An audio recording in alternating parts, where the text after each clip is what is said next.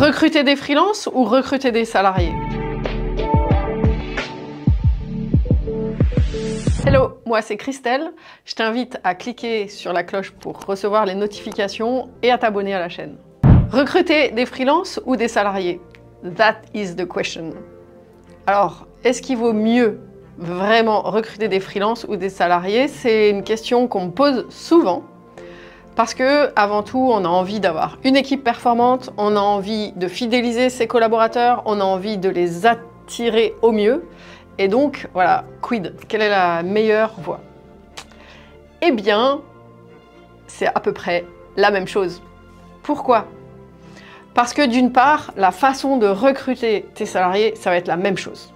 C'est-à-dire être très clair sur la mission de ton entreprise, être très clair sur les valeurs de ton entreprise et les valeurs que tu attends que ton salarié, ton collaborateur incarne, et également être très clair sur son poste à lui, ses tâches, les KPI, les indicateurs clés de performance en français.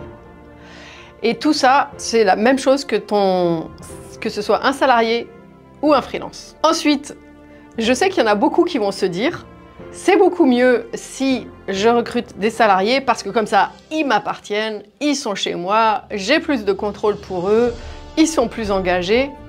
Eh bien ça, c'est juste une apparence. C'est pour te rassurer toi. Mais si tu es vraiment un bon manager, si tu écoutes cette chaîne et si tu mets en application tout ce que je transmets, eh bien que ce soit des freelances ou des salariés, normalement tu as le même niveau d'implication, le même niveau de motivation et d'engagement.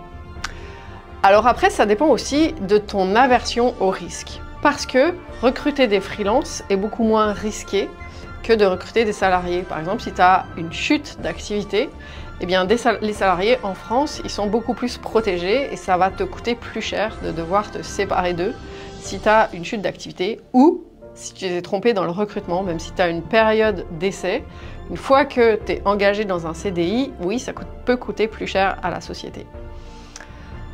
Mais c'est vrai que ton freelance, en revanche, la loi en France en tout cas, c'est qu'il ne doit pas travailler plus de 80%, je crois, pour une même société. Ça veut dire qu'il a forcément, si tu respectes la loi, d'autres clients auprès de qui il va être engagé, d'autres projets qui vont peut-être venir en concurrence du tien.